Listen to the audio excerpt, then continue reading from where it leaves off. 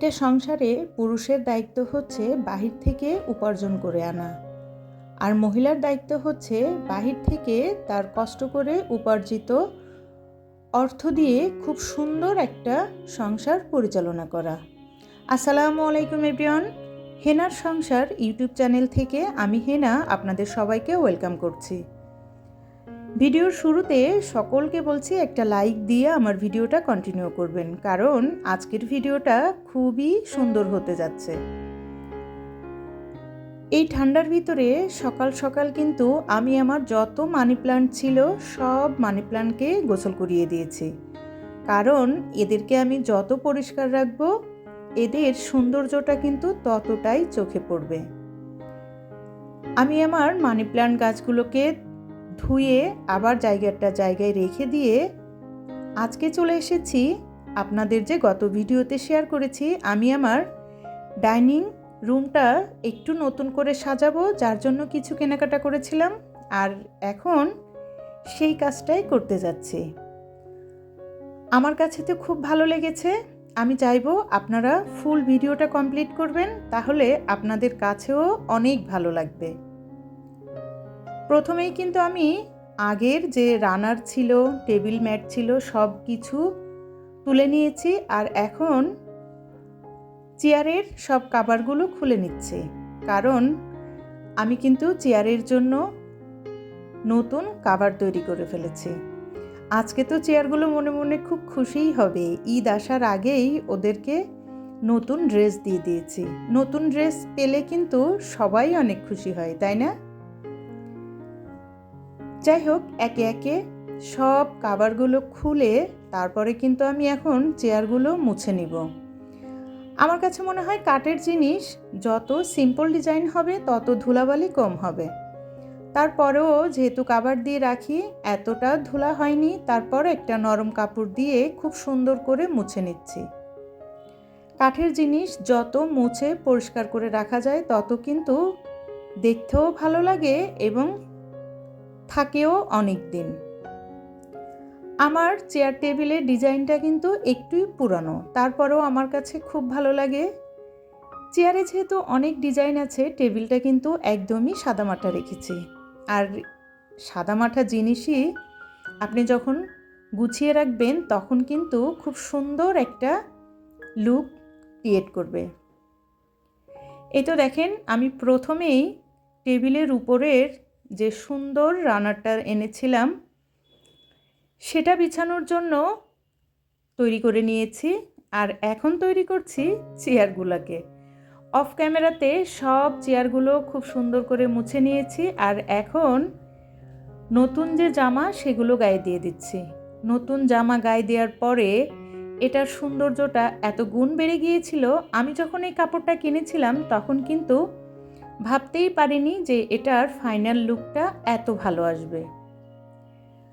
শুরুতে বললাম যে একটা মহিলার দায়িত্ব হচ্ছে পুরুষের উপার্জিত অর্থ দিয়ে খুব সুন্দর করে গুছিয়ে সংসার পরিচালনা করা। তার মানে এটা নয় যে আপনি কিছু সঞ্চয় না করে শুধুই ঘর দুয়ার খাবার দাবার এগুলোর পিছনে ব্যয় করবেন।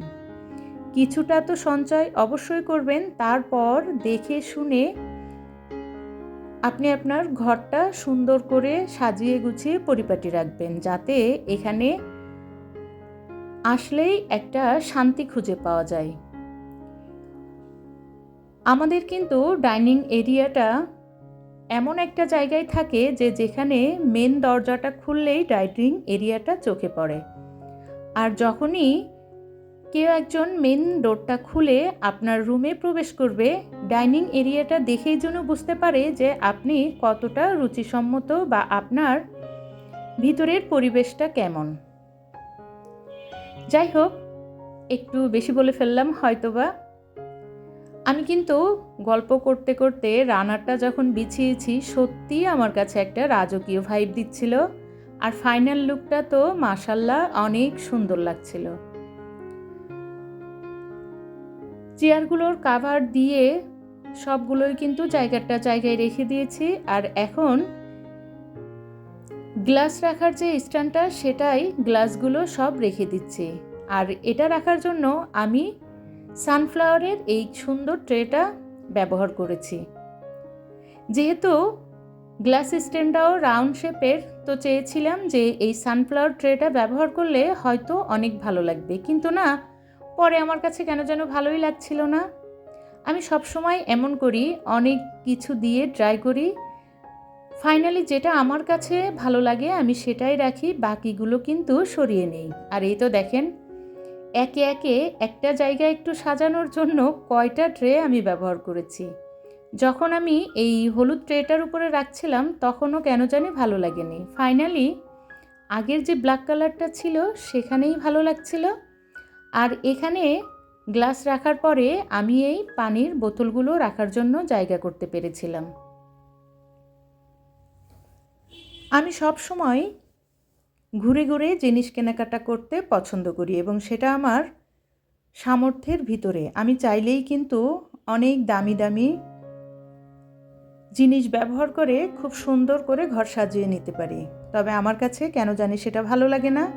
আমার কাছে মনে হয় যে অল্প টাকা দিয়ে আপনি ঘুরে ঘুরে যখন একটা জিনিস কিনবেন, অনেক সময় দেখা যায় কি অল্প টাকায়ও অনেক সুন্দর একটা জিনিস আপনি কিনতে পারবেন, তবে সেটা আপনার রুচি এবং ঘুরে ঘুরে জিনিস কেনার উপরে নির্ভর করবে।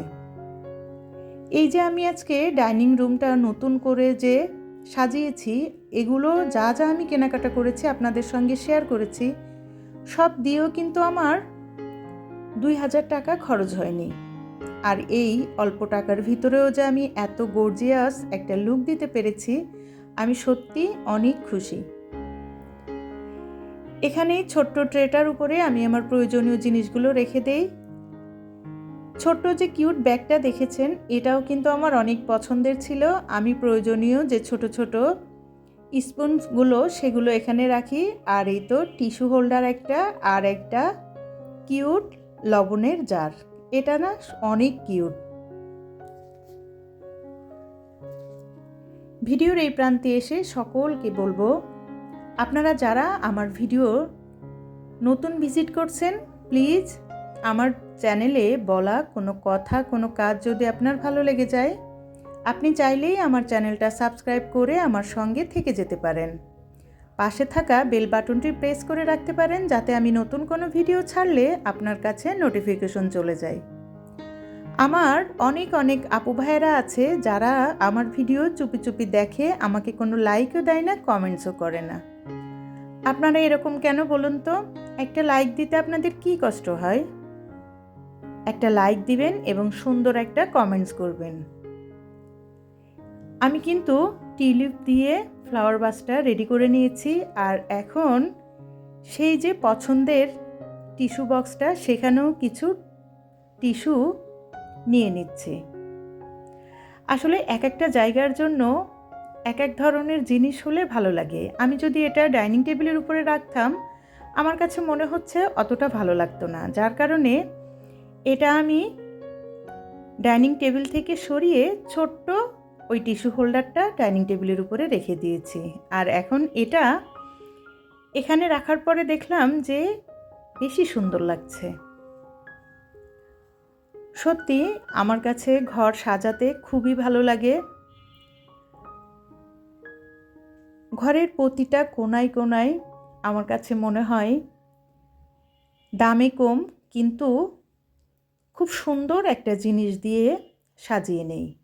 আর এই তো দেখেন, এখন কিন্তু আমার সেই যে রাজকীয় ডাইনিং রুমটার ফাইনাল লুকটা আপনাদের সঙ্গে শেয়ার করছি। সত্যি আমি যতই দেখছিলাম ততই আমার চোখের শান্তি, মনের শান্তি এতটাই ভালো লেগেছে, আমি কি বলবো। সামান্য এই কয়েকটা জিনিস চেঞ্জ করাতে আমার পুরো রুমটারই কিন্তু লুক চেঞ্জ হয়ে গিয়েছে। আর এত ভালো লাগছিল, আমি আসলে এত সুন্দর রেজাল্ট আসবে সেটা আমি কল্পনা করিনি।